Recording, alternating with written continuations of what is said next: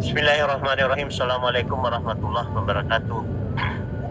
Pimpinan dan seluruh anggota yang saya banggakan, Pak Dirjen, Bina Marga dan Bina Konstruksi, dan seluruh jajarannya yang saya hormati. Pertama, saya memulai dulu tadi seperti apa yang disampaikan Bina Konstruksi mengenai hasil pemeriksaan BPK. Ini terkait khusus di Bina Marga.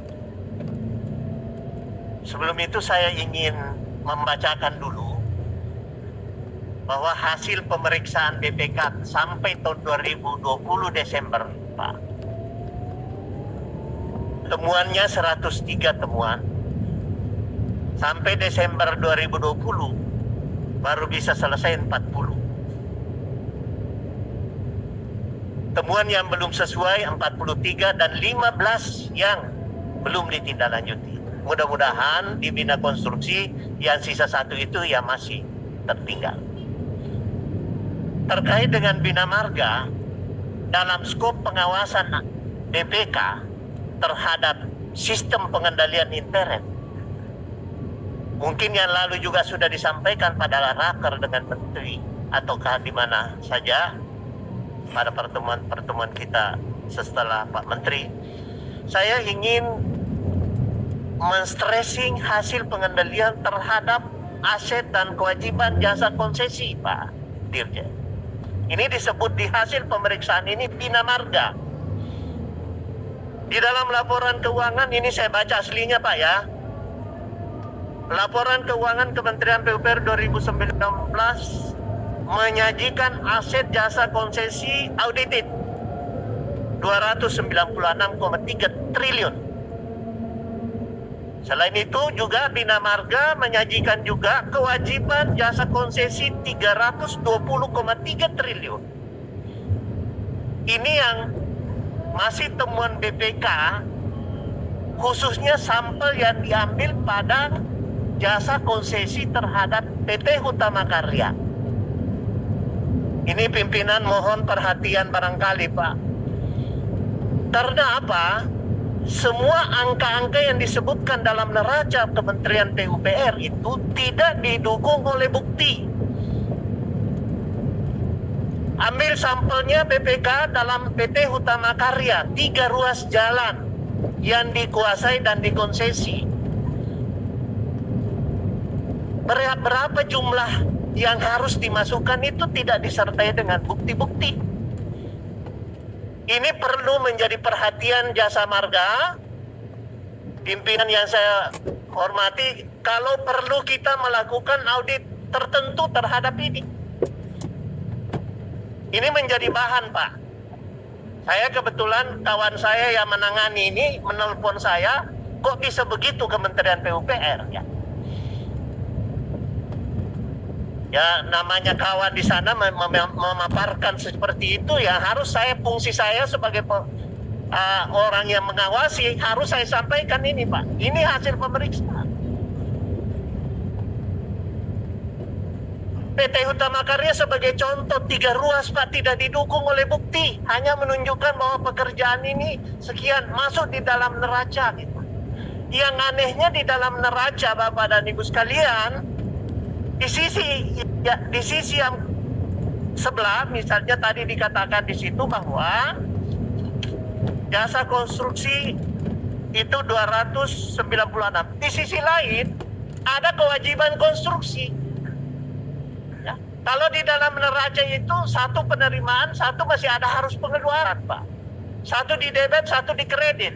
Ini masih ada kewajiban jasa konstruksi. Saya tidak tahu ambil dari mana angkanya BPK ini. Saya minta pimpinan menjadi catatan kalau perlu kita melakukan audit tertentu. Saya minta dengan sangat. Ini karena sifatnya material. Bagaimana bisa membuktikan bahwa jasa konsesi itu, ya, berapa nilainya tidak didukung oleh bukti? PT Hutama Karya 3 ruas. Ini concern ini, Pak. Saya serius ini. Data semua lengkap pada saya dari BPK. Oleh karena itu saya berharap jangan kita terlalu terlena dengan ini, padahal ada yang besar penerimaan negara yang kita tinggalkan, tidak menjadi perhatian dan fokus perhatian. Hanya ada permen tadi, dapat Pak Bakri, dididik dan sebagainya, padahal masih banyak persoalan besar yang harus ditelusuri. Saya concern terhadap ini Pak Dirjen, mudah-mudahan Pak Dirjen paham ini. Sistem akuntansi pemerintahan satu kewajibannya mesti tinggi, padahal jasa konsesinya yang diterima rendah. Ini yang saya minta khusus dari sisi pengawasan. Ya, jadi saya kira mudah-mudahan Pak Dirjen Bina Marga bisa memahami. Kalau tidak bisa dijawab hari ini, silakan jawab secara tertulis tentu. Saya concern pada pengawasan itu karena semua data dari BPK saya sudah ambil semua dan saya minta melalui surat resmi saya pribadi. Itu yang pertama. Yang kedua, sebagaimana apa yang disampaikan Pak Menteri kemarin, ada tambahan 2, sekian triliun ya untuk PEN. 2,7 apa 2,5, saya tidak hafal angkanya. Di mana penambahan itu pada Bina Marga setelah refocusing ini? Apa yang diprogramkan? Saya minta kepada Pak Menteri dan Pak Menteri mengatakan bahwa akan disampaikan setiap eselon nanti. Saya tidak tahu yang mana di sini tadi yang disampaikan oleh Pak Dirjen. Yang anggaran 2,7 apa 2,5 terkait dengan pemulihan ekonomi nasional. Yang mana di sini? Terus yang ketiga, saya membaca penyajian Pak Dirjen, ada Sulawesi Selatan saja Pak ya, Pak. Jalan lintas barat itu kira-kira kaitannya ke Mamuju. Jalan lintas tengah panjang 2080 km, mantap 97,65%. Lintas tengah itu berarti Sulawesi Selatan. Nah, inikah yang dimaksud 97,65%?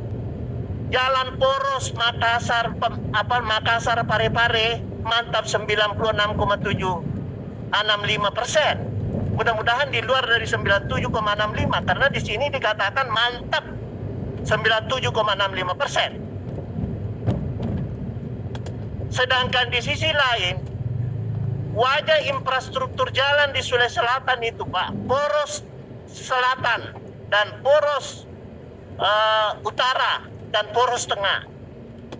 Poros yang paling disorot di sini adalah Makassar Parepare.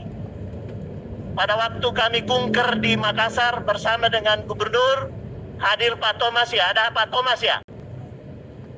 Di depan teman-teman semuanya menjanjikan bahwa 1 bulan akan diberi evaluasi ya Pak Thomas ya, sudah disampaikan ya. Saya meminta poros Makassar Parepare itu apakah direkonstruksi ataukah bagaimana? Karena masalahnya sudah dikatakan ada air muncul di sini. Jangan tambah sana, preservasinya 14 miliar untuk apa Pak? Buang-buang duit. Kenapa tidak sekaligus kalau memang jalannya itu tidak layak, ayo rekonstruksi saja. Kenapa? Itu wajah infrastruktur bagian utara Pak. Poros yang paling ramai. Saya senang Pak Menteri bahwa Pak Menteri mengatakan akan menyelesaikan persoalan-persoalan itu termasuk jalan tol. Mudah-mudahan ini bisa diselesaikan. Pak Thomas analisanya ya bagaimana, silakan. Saya tidak paham.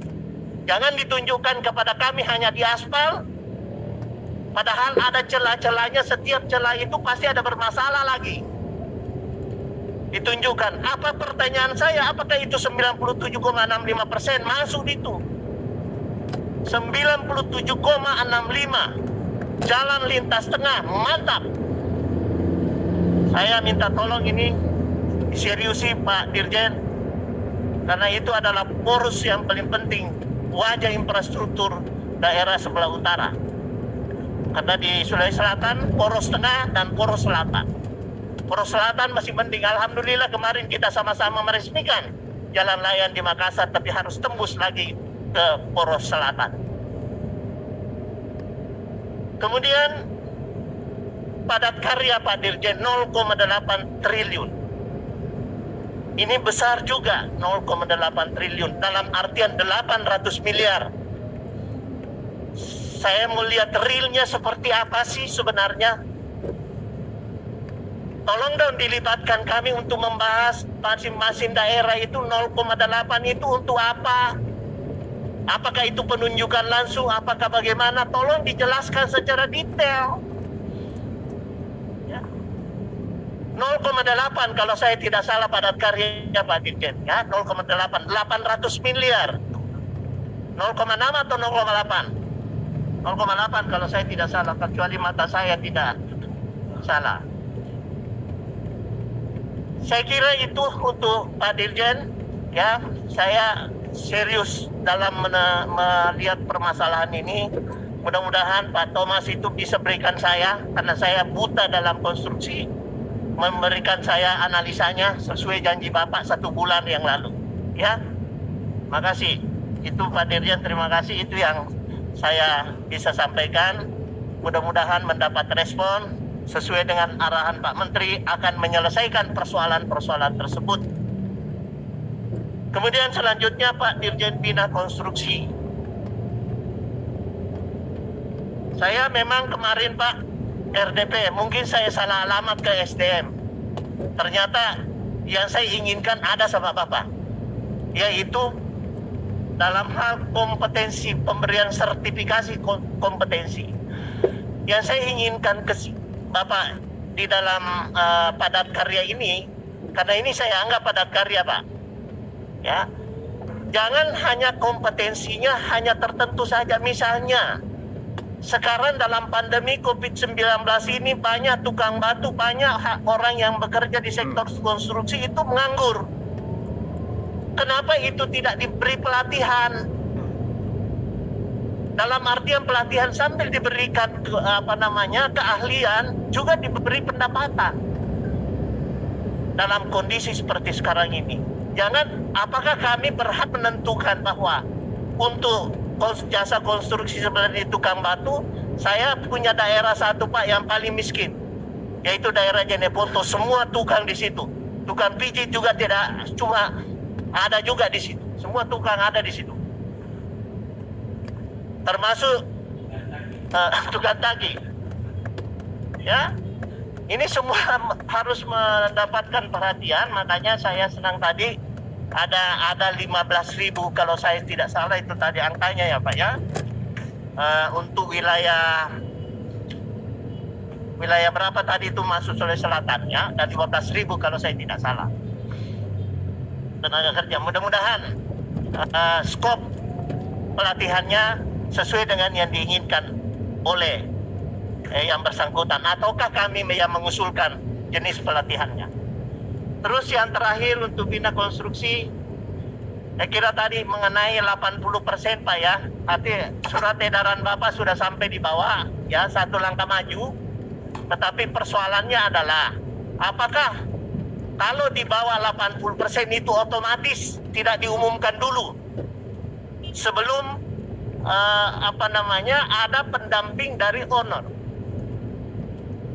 Jangan sudah diumumkan baru diminta pendamping untuk mendampingi. Jangan. Apakah otomatis kalau kita melihat penawaran ada yang di bawah 80% langsung cut off? Ya, harus di cut off Pak, bahwa ini diulang semua, atau jangan dimenangkan di situ. Konsultasikan dulu kepada balai teknis yang melakukan itu, bukan P2JK-nya. Nah, yang agak ragu saya lihat di sini karena ketua Pokjanya yang mengundang, ya Pak, ya. Kalau ketua Pokjanya apakah ada sanksi kalau ketua Pokjanya tidak mengundang yang di bawah 80%? Apakah harus otomatis sesuai surat edaran Bapak yang di bawah 80% otomatis itu dipanggil? jangan sampai ada hal-hal yang tidak sesuai dengan surat edaran yang Bapak katakan dan sesuai impres dan keputusan menteri yang ada. Saya kira itu saja, pimpinan dan Pak Dirjen dan seluruh jajarannya, mudah-mudahan ada manfaatnya.